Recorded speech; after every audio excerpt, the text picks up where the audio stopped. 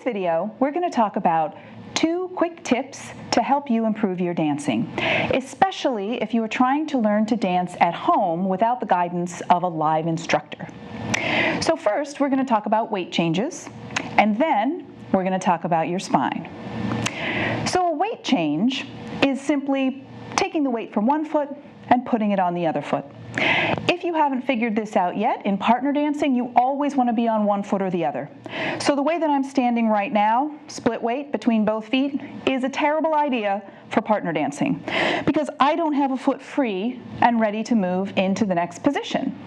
So whenever I'm standing in partner dancing and I'm connected to my partner, I want to have my weight 100% on one foot or 100% on the other, which means that I always have a foot free and ready to go.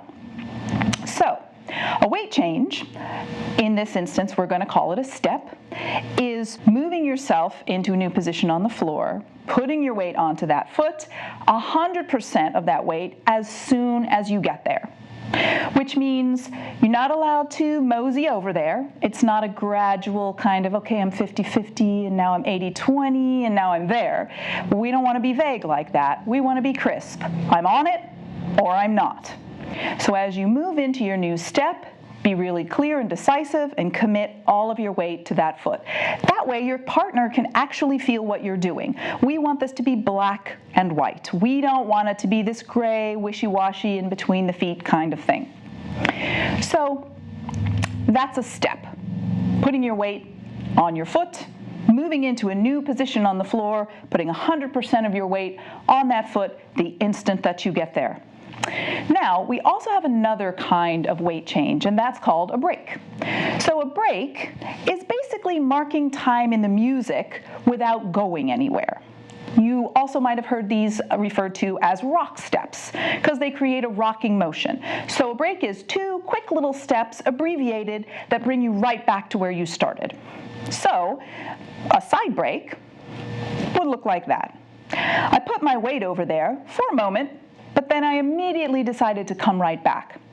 So a rock step or a side break or any kind of break, I can do a back break. You have all sorts of, in swing you have lots of back breaks, in salsa you have forward and back breaks. So in most of your Latin dances and your swing dances, plenty of breaks all over the place. And these are short, sharp little steps, quick change of direction, and usually a quick.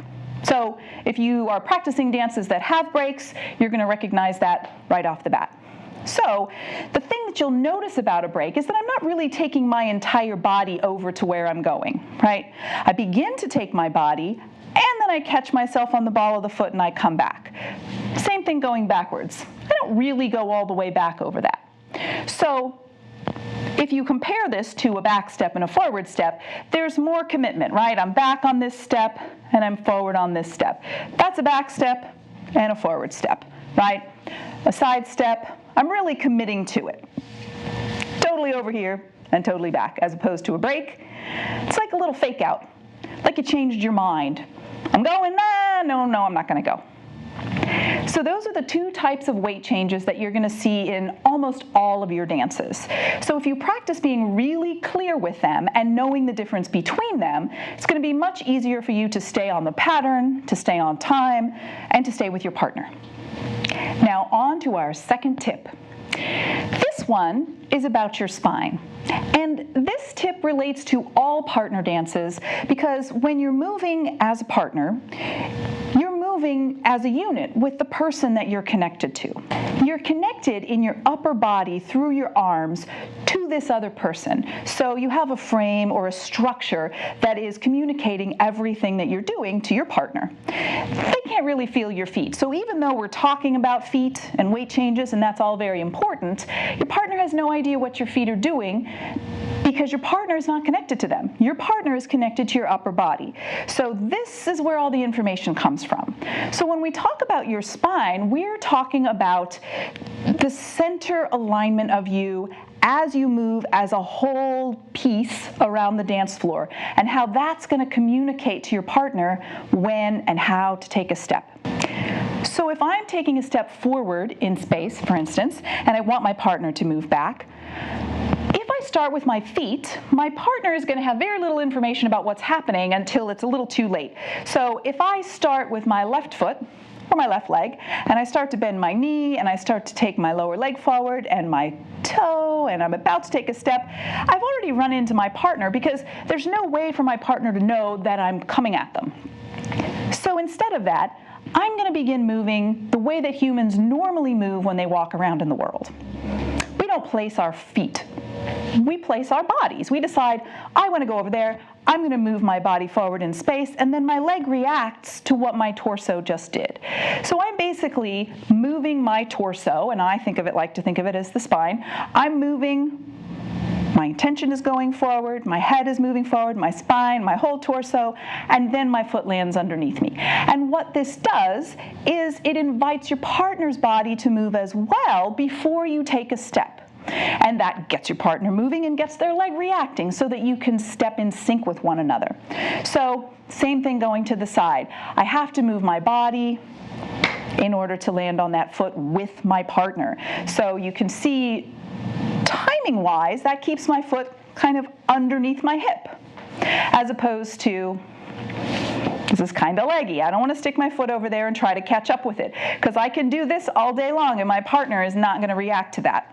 A great way to practice this would just be to be aware of the way that you're moving in space as you go about your daily business. If you're trying to practice something actually within the dance, while you're doing your footwork and you're focusing on your frame and you're dealing with your partner and moving around the room, there is way too much going on for you to be able to really focus on this and know what's happening with your legs and your feet. So I would recommend isolating that. Say, I'm just going to mosey around the house and notice what I'm doing with my weight. How am I moving onto one foot or the other? Can I be really clear about my weight changes? And you're going to learn a whole lot about the way that you move, and you'll become more sensitive to it, and then you'll become much more in charge of it. So mill around the apartment. Think about moving your spine over in space. Change weight. Notice that this foot is free. Think about moving your torso forward. Spine goes forward. I land on my foot. This foot is free. Same thing going backwards. That's a tricky one. We don't go backwards a whole lot. Move my body back in space. Let my leg react to me. Land on the foot. And this foot is free. So I'm being very clear and deliberate. My upper body, torso, spine, moves into a new place, my leg reacts, and I land on my foot 100%.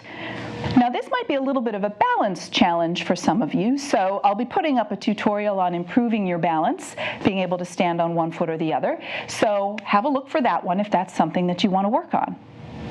Well, I hope this video has been helpful to you. If it has, please put some love down below in the comments. If you have any questions for me, put them there as well, and I will be happy to chat. So, if you want to see more, definitely subscribe, and all of my new videos will be coming your way.